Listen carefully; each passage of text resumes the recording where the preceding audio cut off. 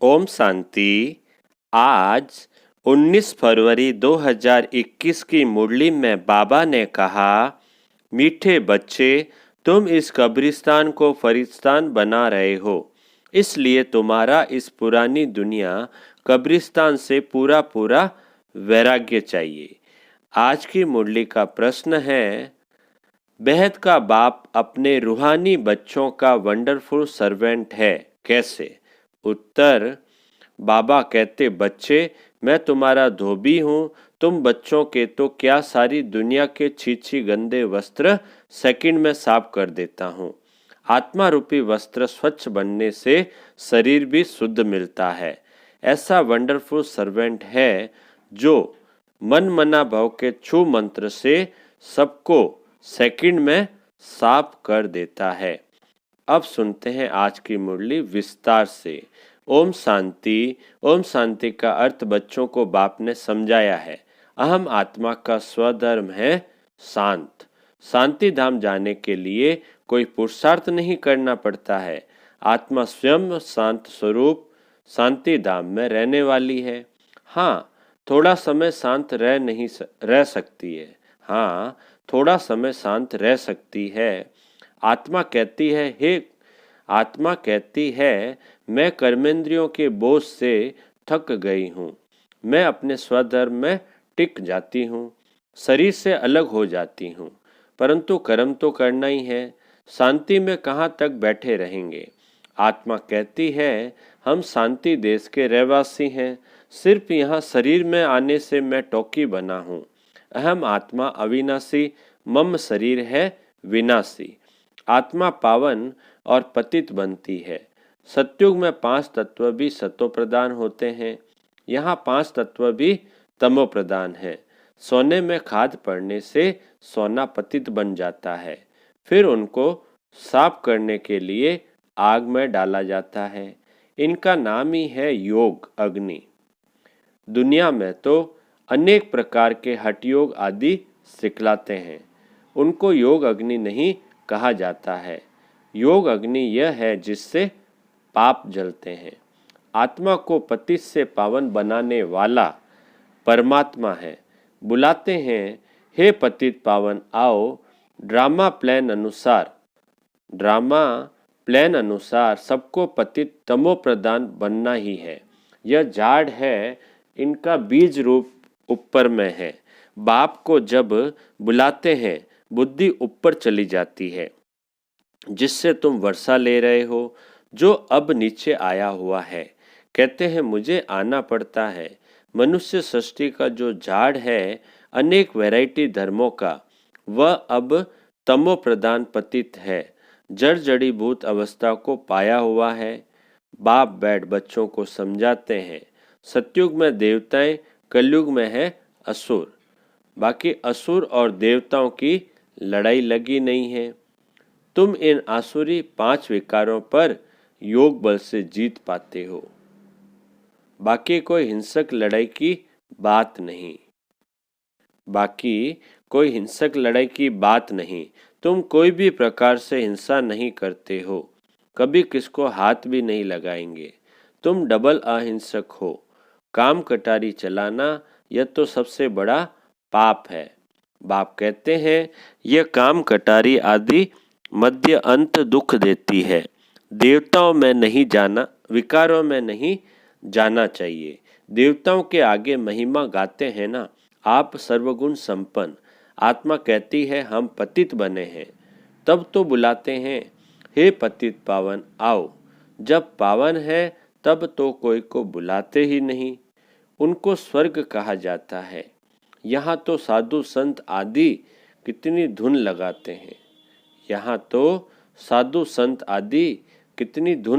हैं।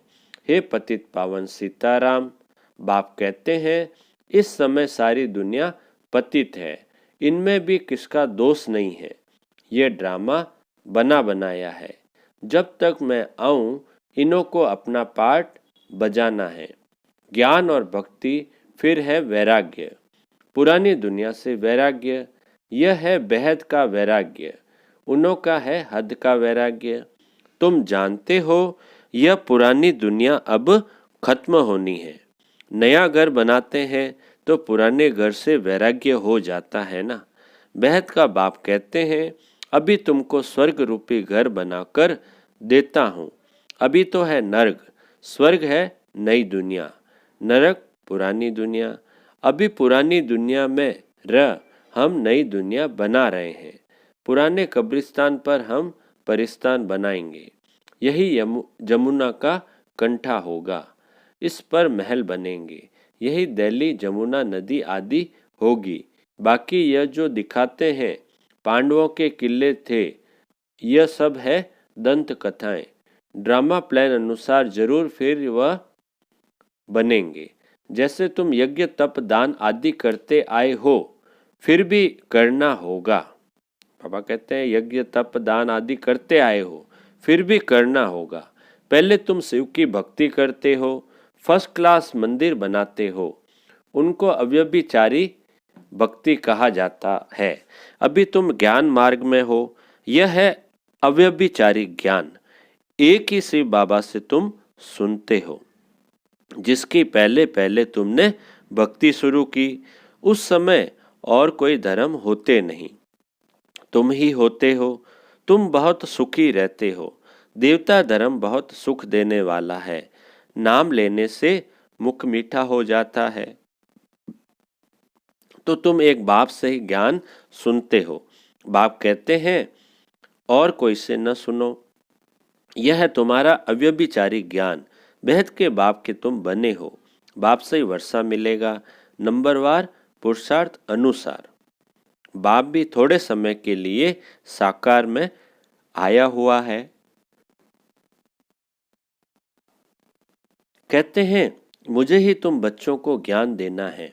मेरा स्थायी शरीर है नहीं, मैं इसमें प्रवेश करता हूँ। शिव जयंती से फिर जट गीता जयंती हो जाती है। उनसे ही ज्ञान शुरू कर देते हैं। यह रूहानी विद्या तुमको सुप्रीम रूह ही दे सक रहे हैं। पानी की बात नहीं, पानी को थोड़े ज्ञान कहेंगे। पति से पावन ज्ञान से बनेंगे, पानी से थोड़ी पावन बनेंगे। नदियां तो सारी दुनिया में है ही, नदियां तो सारी दुनिया में है ही। यह तो ज्ञान सागर बाप आते हैं, इनमें प्रवेश कर नॉलेज सुनाते हैं। यहाँ जब कोई मरते हैं तो मुख में गंगा का जल डालते हैं। समझते हैं यह जल है पति से पावन बनाने वाला, तो स्वर्ग में चला जाएगा। यहाँ भी गौमुख पर जाते हैं। वास्तव में गौमुख तुम चैतन्य हो। तुम्हारे मुख से ज्ञान अमृत निकलता है। गौ से दूध मिलता है। पानी की तो बात नहीं, यह अभी तुमको पता पड़ा है। तुम जानते हो ड्रामा में जो एक बार हो गया वह फिर 5000 वर्ष के बाद होगा। क्या होगा? हूबहू रिपीट होगा। यह बाप बैठ समझाते हैं। जो सभी का सदगति दाता है, अभी तो सब दुर्गति में पड़े हैं। आगे तुम नहीं जानते थे कि रावण को क्यों जलाते हैं। अभी तुम समझते हो बेहद का दशहरा होना है। सारी सृष्टि पर रावण राज्य है ना। ये सारी जो पृथ्वी है वह लंका है। रावण कोई हद में नहीं रहता। रावण का राज्य सारी सृष्टि में है। भक्ति भी आधा कल्प चलती है। पहले होती है अव्यभिचारी भक्ति, फिर व्यभिचारी भक्ति शुरू होती है। दशहरा, रक्षाबंधन आदि सब अभी के त्योहार है। शिव जयंती के बाद होती है कृष्ण जयंती। अभी कृष्णपुरी स्थापन होती है। आज कंसपुरी में है, कल कृष्णपुरी में होंगे। कृष्ण थोड़े यहाँ हो सकता। कृष्ण जन्म लेते ही हैं सतयुग में। वह है फर्स्ट प्रिंस। स्कूल में पढ़ने जाते हैं। जब बड़ा होता है तब गद्दी का मालिक बनता है। बाकी ये रासलीला आदि वह तो आपस में खुशी मनाते होंगे।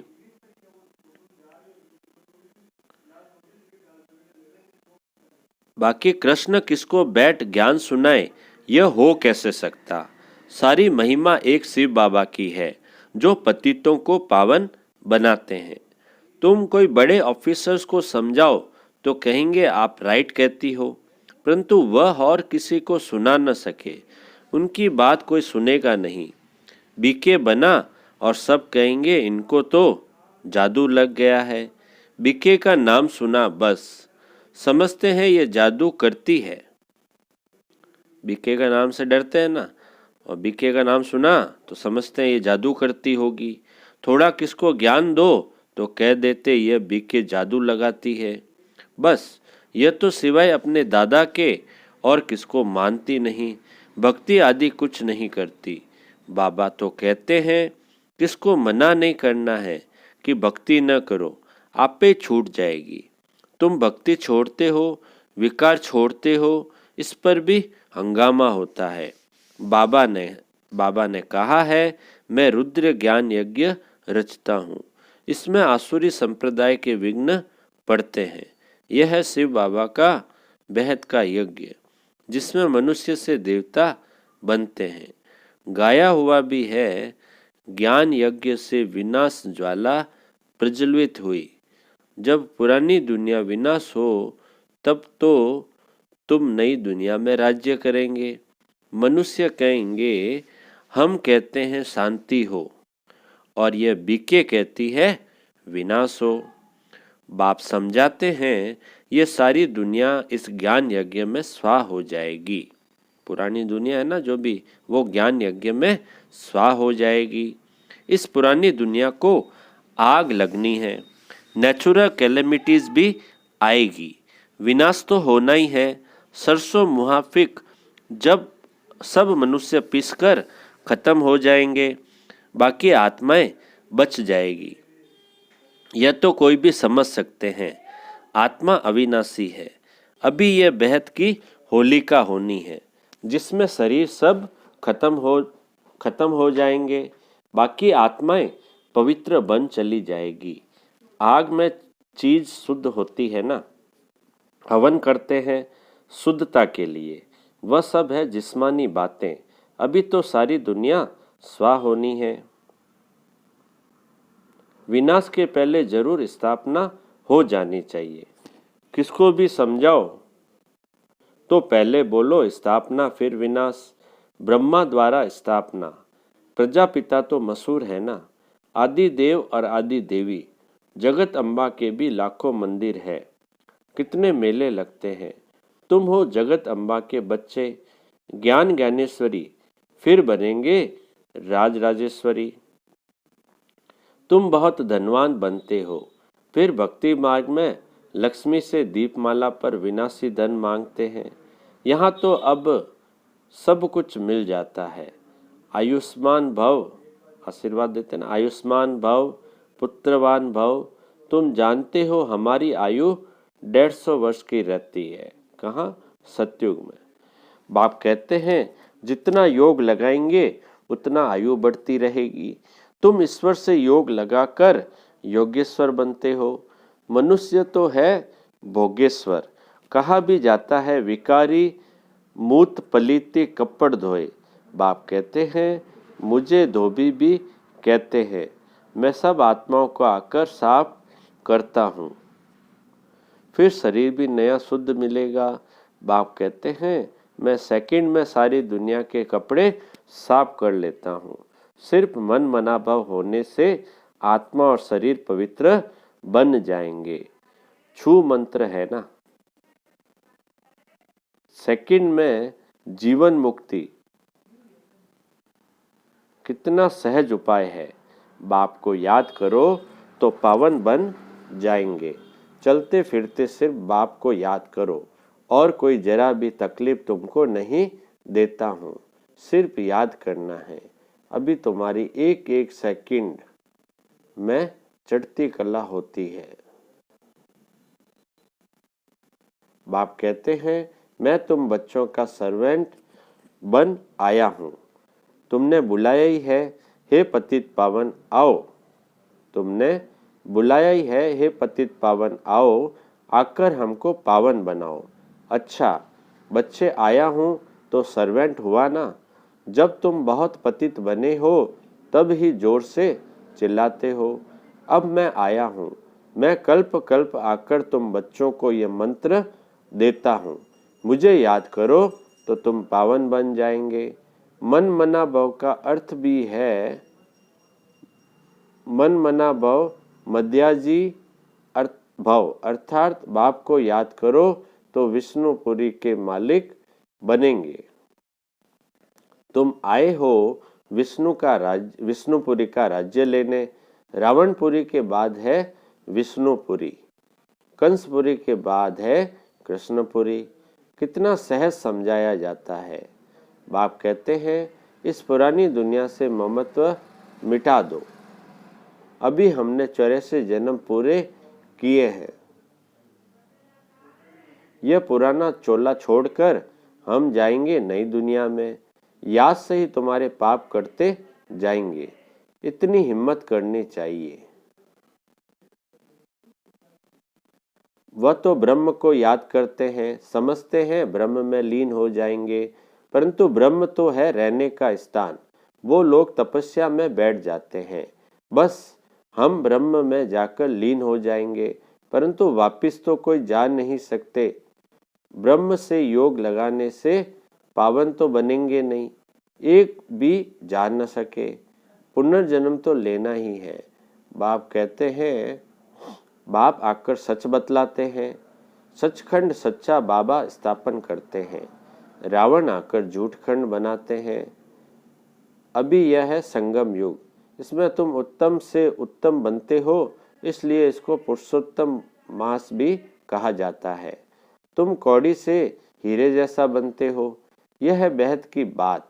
उत्तम से उत्तम मनुष्य है देवताएं, तो अभी पुरुषोत्तम संगम युग पर तुम बैठे हो। तुमको पुरुषोत्तम बनाने वाला है ऊंचते ऊंच बाप। ऊंचते ऊंच स्वर्ग का वर्षा तुमको देते हैं, फिर यह तुम भूलते क्यों हो। बाबा कहते हैं स्वर्ग का वर्षा देते हैं और तुम उन्हें भूल जाते हो। बाप कहते हैं मुझे याद करो। बच्चे कहते हैं बाबा कृपा करो, तो हम भूले नहीं। यह कैसे हो सकता। बाबा के डायरेक्शन में चलना है ना। बाप कहते हैं मुझे याद करो तो तुम पति से पावन बन जाएंगे। राय पर चलो ना, बाकी आशीर्वाद क्या करूं। अच्छा बाप दादा बोले, मीठे मीठे सिकिलदे बच्चों प्रति माता पिता बाप दादा का याद प्यार और गुड मॉर्निंग। रूहानी बाप की रूहानी बच्चों को नमस्ते। हम रूहानी बच्चों की रूहानी बाप दादा को याद प्यार, गुड मॉर्निंग और नमस्ते नमस्ते नमस्ते। सदा रहेंगे हंसते हंसते, बन जाएंगे फरिश्ते। वाह बाबा वाह, वह मेरा भाग्य।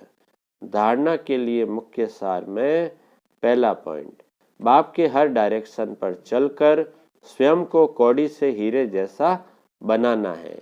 एक बाप की याद में रह स्वयं के वस्त्रों को स्वच्छ बनाना है। दूसरा पॉइंट, अब नए घर में चलना है, इसलिए इस पुराने घर से बेहद का वैराग्य रखना है। नशा रहे कि इस पुराने कब्रिस्तान पर हम परिस्तान बनाएंगे।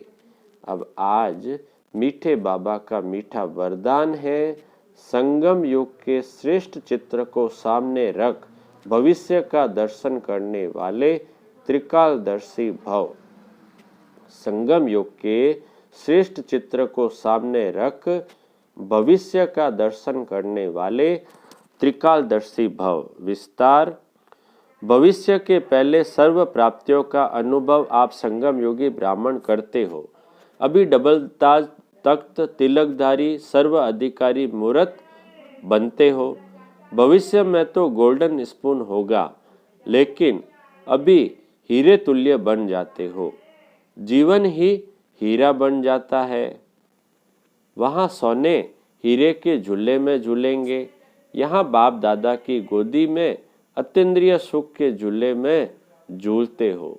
तो त्रिकालदर्शी बन वर्तमान और भविष्य के श्रेष्ठ चित्र को देखते हुए सर्व प्राप्तियों का अनुभव करो। स्लोगन है, कर्म और योग का बैलेंस ही परमात्मा ब्लेसिंग का अधिकारी बना देता है। कर्म और योग का बैलेंस ही परमात्मा ब्लेसिंग का अधिकारी बना देता है। अच्छा, ओम शांति।